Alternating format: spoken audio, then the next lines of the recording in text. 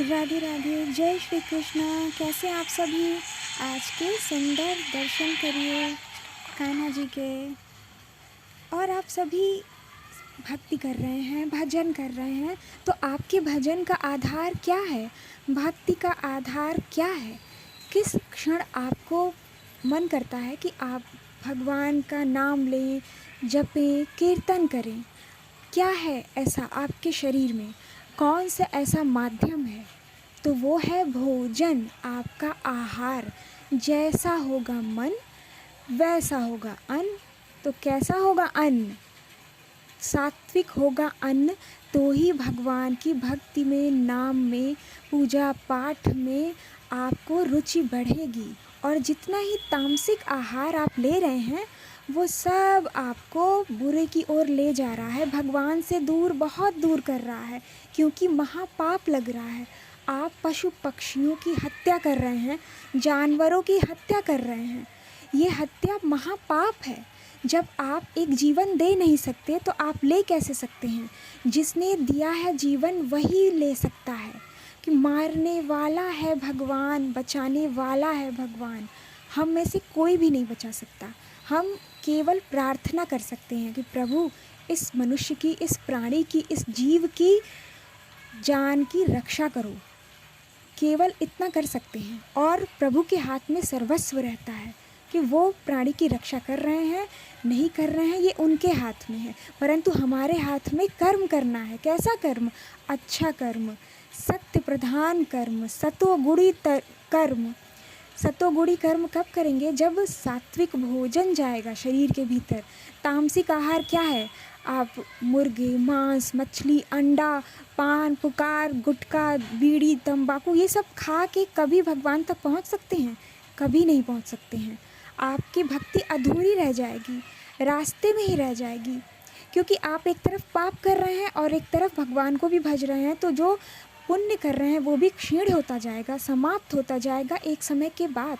क्योंकि पाप और पुण्य एक सीमा तक ही है, परंतु भक्ति का पुण्य कभी समाप्त नहीं होता है।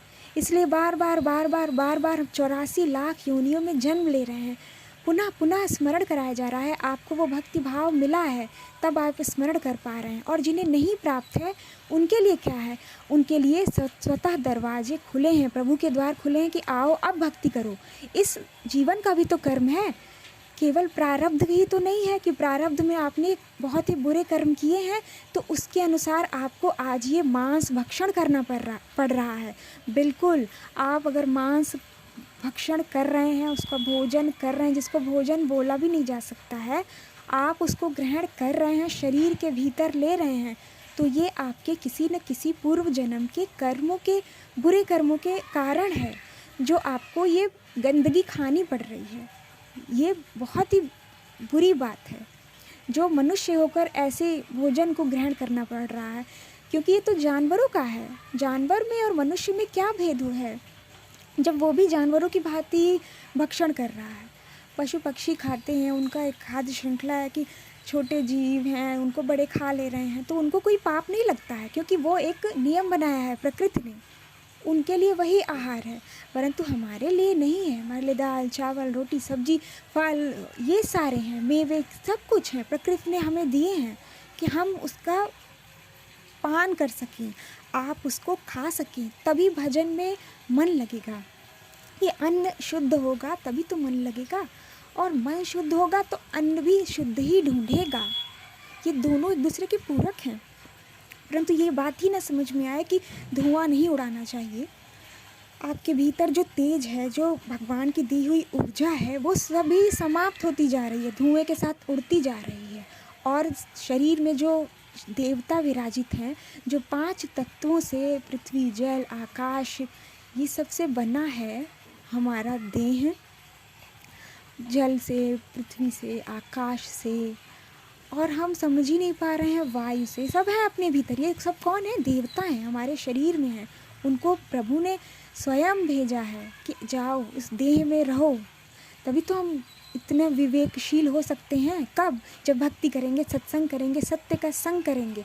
सत्य का संग क्या है कि सदैव अच्छी बातें करना, भोजन भी करें तो भी, बात करें तो भी, सुने तो भी, ये सब श्रवण वक्तव्य आप जो भी बोल रहे हैं ये सब सतोगुण में आता है। तो आप खाते क्या हैं? तामसी। अधिक मिर्च मसाला खाया वो राजसी है। वो सभी जो भी धरती लोक पे आया है वो सब राजसी गुण वाले हैं। तो हम उनको भोग लगाते हैं प्रभु को, क्योंकि हमारे राजा हैं प्रभु श्री कृष्ण। उनको लगाकर जब भोजन ग्रहण करते हैं तो हमारे भीतर जो राजसी तत्व है वो शांत हो जाता है, जो राजसी माया है वो शांत हो जाती है, वो सतुगुणी बढ़ जाता है। परंतु आप खाएंगे, 10 दिन खाया मूंगफली, मेवे, सब्जी, और 10 दिन खा लिया मांस, मछली, तो आपका तो दोनों बराबर हो गया। और पाप अलग से लिया, महापाप, जीवों की हत्या। तो ये सब करना छोड़ दीजिए, बंद कर दीजिए, क्योंकि प्रकृति अपना रूप दिखाती है, वो अपना स्थान ले लेती है। पहाड़ों पर जो लोग जाकर बस गए उन्होंने कभी ये चिंतन नहीं किया कि ये पहाड़ कभी भी खिसक सकते हैं, भूकंप आ जाता है कहीं भी, कोई बता नहीं सकता। तो पहाड़ तो खिसकते रहते हैं। तो वहाँ पे हम जाकर बसेंगे तो एक समय के बाद कुछ न कुछ आएगा। अल्प प्रलय की स्थिति है ये। जब त्राहिमाम करेंगे और भगवान को बताएंगे तो उस वक्त भगवान कुछ भी नहीं कर सकते, क्योंकि कर्म करने की स्वतंत्रता सभी को प्राप्त है। हम कहाँ रह रहे हैं, क्या भोजन कर रहे हैं, किसी को किसी भी प्रकार की हानि हो रही है, कष्ट हो रही है, तो ये महापाप है। और आप सभी मनुष्य देह में आए हैं, प्रभु ने सबको दिया है। प्रकृति के रूप में स्त्री तत्व हैं, वो पुरुष के रूप में हैं, प्रभु हैं। परंतु हम खा रहे हैं वही, आप खाएंगे वही सारी चीज़ें, तो कैसे आप भक्ति की ओर बढ़ सकेंगे? क्योंकि आप वापस उसी योनि में फिर जन्म लेंगे। मुर्गे को आपने पका कर खाया तो प्रभु कहेंगे आओ अब कच्चा खाओ, क्योंकि आपने वही कर्म किया है, उसको उसकी हत्या की है। तो आप जाएंगे तो आपकी भी वैसे ही हत्या होगी। कब होगी? जब इसका चिंतन करेंगे कि आपको नहीं खाना है, आपको नहीं समझ में आ रही है ये सारी बातें, क्योंकि अभी सामने नहीं है। जब सामने होती है तो सभी को दया आने लगती है कि अरे उसको इस तरह हो गया, उसके साथ ऐसा हो गया। परंतु उसने जो किया वो तो कोई याद रखता नहीं है कि आज पका कर खा ले रहे हैं, जीवों की हत्या हो रही है। उसके भीतर जो प्राण है वो भगवान है, वो स्वयं परमात्मा है, परमेश्वर है, और आप उसकी हत्या कर दे रहे हैं। जब मनुष्य जीवित नहीं रहता है, शव रहता है, तो उसको लोग घर में नहीं लाते हैं, और मांस मछली जो भी मदिरा है वो सब फ्रिज में सजा कर रखे हैं। तब नहीं अशुद्ध होता है आपका घर। जिसके घर में कोई मर गया है, उसके घर का कोई मनुष्य दूसरे के घर में आ जाए तो लोग कहते हैं अरे नहीं नहीं नहीं, कुछ अशुभ हो जाएगा, अशुभ हो जाएगा। क्या अशुभ हो जाएगा? आप तो पहले से अशुभ में बैठे हैं। तो ये सारी चीज़ें जितना जल्दी छोड़ देंगे उतना आपके लिए बेहतर होगा, क्योंकि इसके लिए आगे सारी व्यवस्था है। क्या व्यवस्था है कि अभी एक बहुत ही बुरी महामारी से हम सभी गुजरे हैं। कितना त्राहिमाम हो गया था। तो पुनः ऐसी महामारी आएगी। जो भी मांस भक्षण कर रहा है, जो भी मांस खा रहा है और जीवों पर अत्याचार कर रहा है, उसके लिए होगी ये विशेष। ऐसा कहाँ लिखा है? तो प्रभु ने स्वयं कहा कि ऐसा पुराण में है, भविष्य पुराण में है। तो पूछा हाँ भविष्य पुराण में है, जाके सबको बताने के लिए है। क्यों है हमारे वेद शास्त्र पुराण क्यों है? कि हम जान सकें उसको। तो ये कौन बताएगा?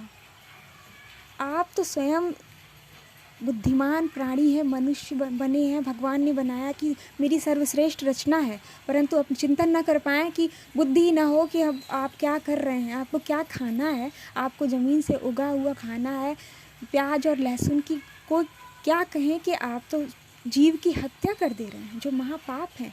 जो पाप करेंगे तो प्रभु आपके साथ रहेंगे? बिल्कुल नहीं। अगर रहेंगे भी तो आपको दिखेगा नहीं, आपको उसका प्रभाव नहीं होगा, आप उसको महसूस ही नहीं कर पाएंगे, क्योंकि वो ढका हुआ है, बुराई से ढका हुआ है। जैसे चिंगारी दबी रहती है राख से, जब राख हटाएंगे तब चिंगारी वही धधक उठती है। तो वही चिंगारी जो है हमारे भगवान है, हमारे प्रभु हैं। जो भीतर ज्ञान है, जो ज्ञान का प्रकाश है, वो सब दब गया है। वो कुछ भी देख समझ नहीं पा रहा है, क्योंकि समझना ही नहीं चाहता है, केवल भोजन करना चाहता है, वो भी बुरा भोजन। वो उसको भोजन कहा नहीं जाएगा, वो तो राक्षसी प्रवृत्ति है।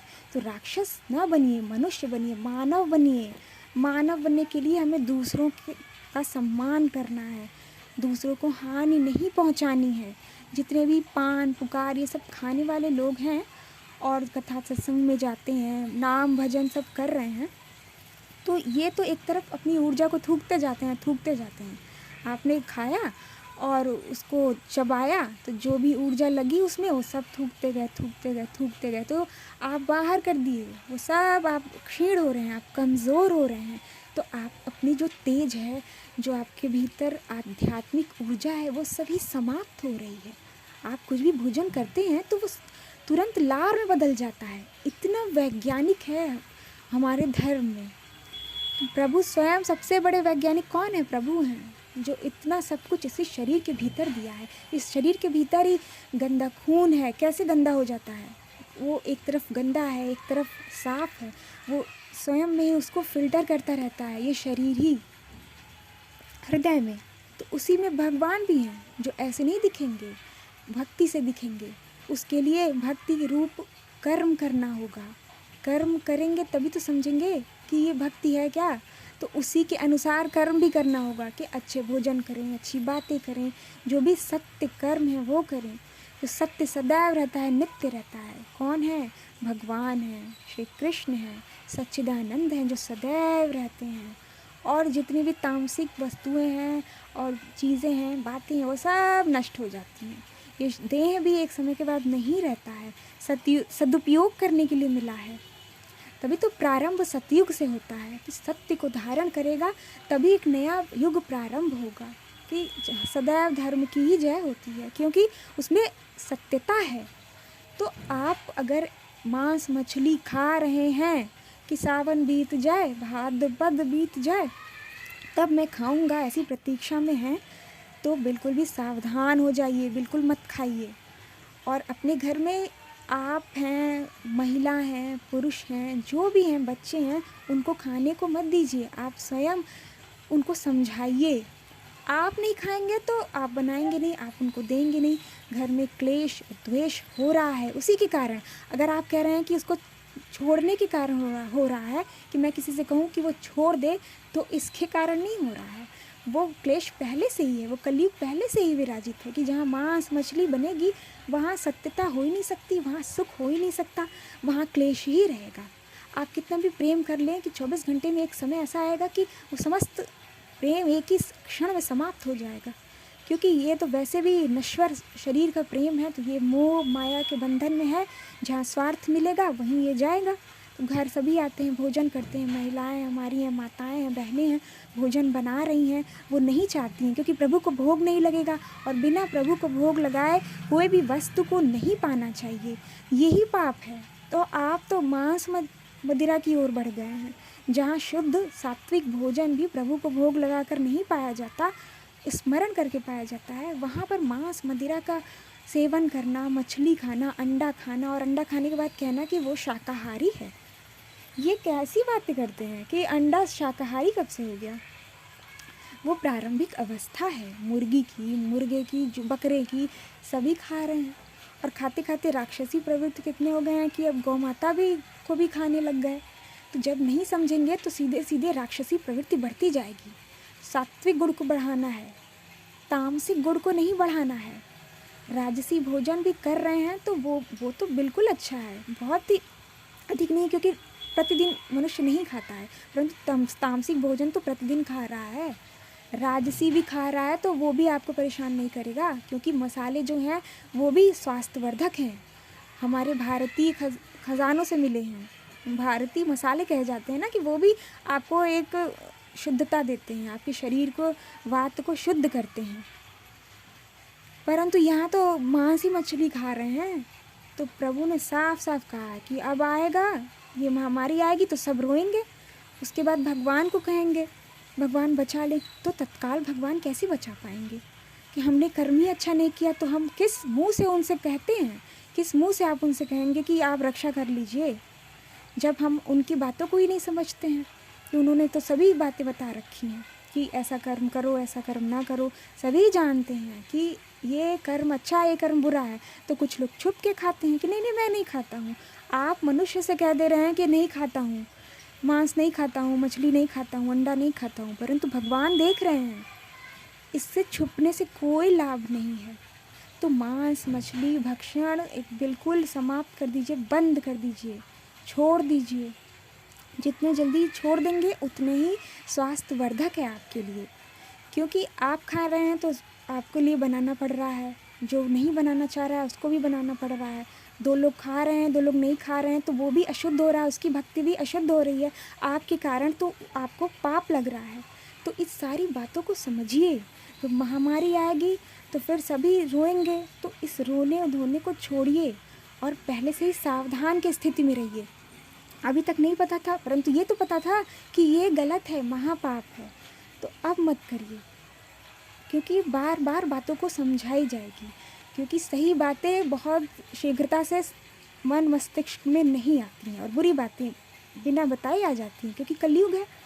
आपने देखा और सीख लिया, मदिरा पान करे कोई 10 लोग बैठ के पी लेंगे, वहीं पे बाकी अच्छी सत्संग करे तो लोग 10 लोग नहीं बैठेंगे, वहाँ से हट जाएंगे, अरे पता नहीं क्या बात कर रहा है। तो क्योंकि कलयुग है, तो इसलिए अच्छी बातों को बार बार बार बार स्मरण करना है। तो आप मांस भक्षण मत करिए, ठीक। बहुत सारा प्रेम। राधे।